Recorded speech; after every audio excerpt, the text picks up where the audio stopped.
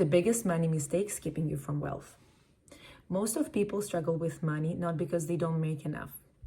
It's usually in those simple, small, avoidable mistakes that they're being repeated over and over again.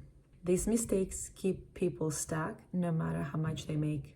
Let's go over the most common traps and see how to avoid them. 5 money mistakes.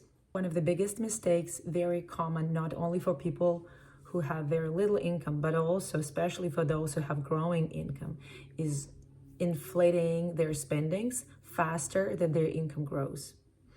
I've been guilty of that too, so I know from my own experience. Once you have a little bit more of extra income, you start to realize that you had so many things put on hold that you wanted to buy, and now it seems like that moment in life when you finally can spend on what you deserve. It makes a huge difference to understand that once you have income growing, this is your time when you can start investing, saving wisely.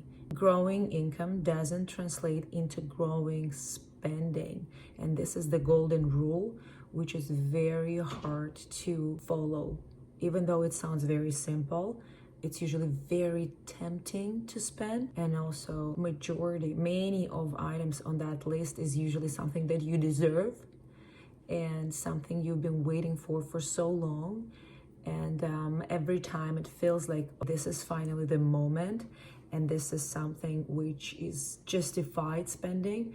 But think 2 times, 3 times, especially when we're talking about something which is long-term upgrade, say a new house or a new car, especially on financing, and something which will be coming as a recurring long-term spending.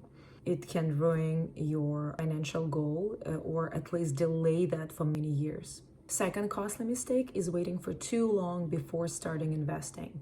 And this is a little bit of opposite of what we just discussed. It happens when people think for too long that they just don't have enough funds to start investing.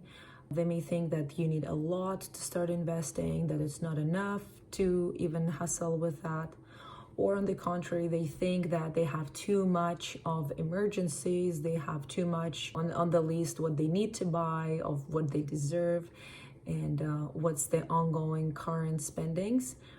Both these reasons, they lead to the same result. People don't start investing, and when they finally start investing, it's not that it's too late, but the compound interest, the hockey stick plateau, time is missed. And one of the greatest tools, I think I mentioned that in video number 2, so make sure to check it out, is to build the habit of investing. So every month, automate somehow that investing. But if you want to learn more about that, please go and check out the video about the money plan.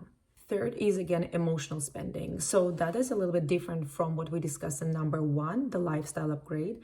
Emotional spending doesn't really change anything in your lifestyle. It's not about house or a car or generally upgrading your spendings. It's just about something which happens with the impulse. And it can be a house or a car, but usually it's something way smaller. It can be just a one-time splurge or something which you do every week, as say a Friday treat, or every month as a little bit of treat to just cheer you up. So those are pretty dangerous habits, and they also can ruin your path to the financial goal fairly quickly. And one of the biggest danger with these ones is that you don't even notice that. So if with the first one you see a new car, you can truly enjoy your new house, even though it's out of your budget, but you see the difference. With emotional spendings, very often, you just keep following your emotions rather than logic and your plan, and you don't get the satisfaction.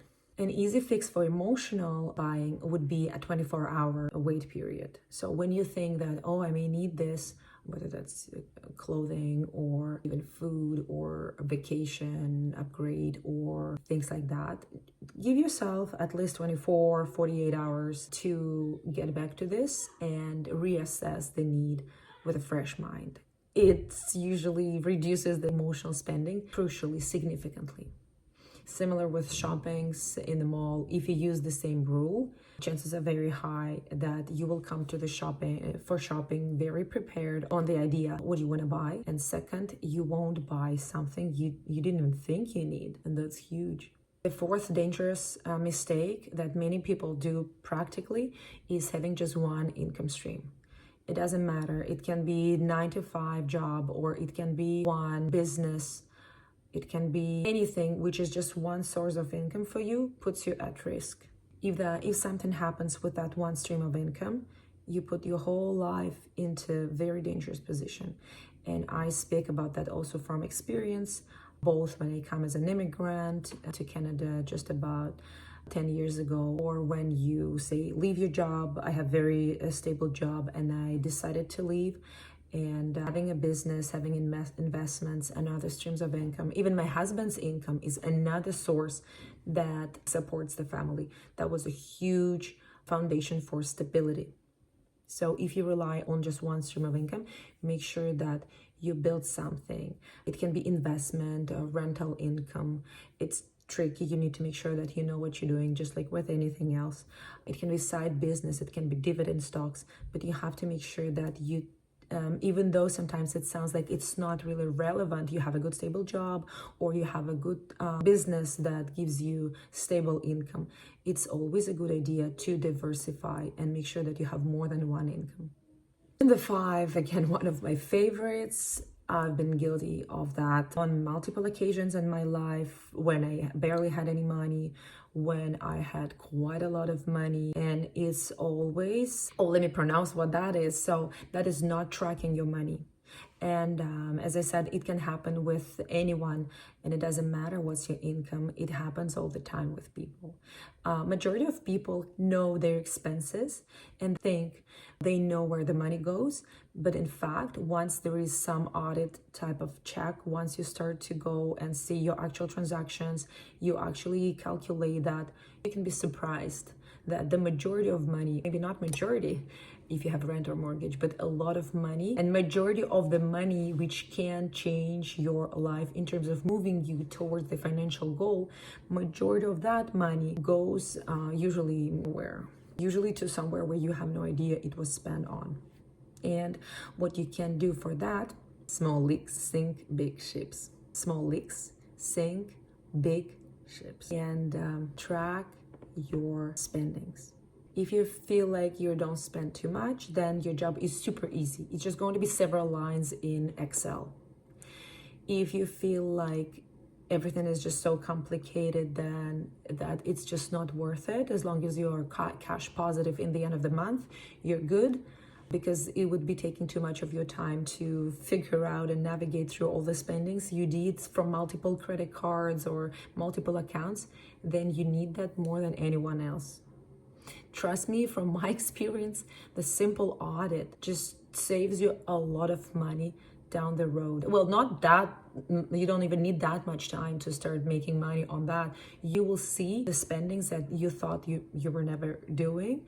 You will cut them and you'll see the changes next month, like immediately. So the sad news is probably you recognized yourself in at least one or more of those mistakes description. The good news is that the fix is very simple. I mentioned those fixes for each mistake. The only one thing is, just like anything else, building that wealth, building that financial discipline is very simple, but it's not easy. What you need to do, you just need to keep taking that action, putting in those reps, tracking your spendings, checking in with you within 24 or 48 hours if you do really need that spending, not upgrading your lifestyle once you get the increased income, not upgrading your lifestyle before you have solid foundation for investing and actually investing. Waiting for too long to invest. There is never a perfect time to start investing. Start investing today with those fractional investings. You can just buy a fraction, a portion of a stock, things like that. I'm not inviting you to start investing tomorrow into real estate, but small fractional purchases of Stocks is something you can do very easy, basically from your phone today, or at least automate those savings. And the last one is relying on one income stream. Make sure that you have 2, 3, 4, and I can assure you that any family can have at least 1, 2 more income streams that they have right now. You just need to approach that with intention and sometimes creatively. But this is a great way to increase that feeling of stability and freedom and reduce anxiety and practically the risks of having just one income stream. Those fixes, they seem to be so small, so insignificant, but they truly are incredibly powerful. And like with anything else with finances, one of the biggest things, in addition to literally saving and increasing your investments, is building that habit that you're an investor, that you have your funds and everything we discussed before. You're rewiring your brain and you are not putting a tag on yourself that it's too early, or that's too complicated, or that's not for me. You just jump in and you just start doing what you can do today with what you have today. I'll be posting more on my website on this topic, so go and check it out. See you next week.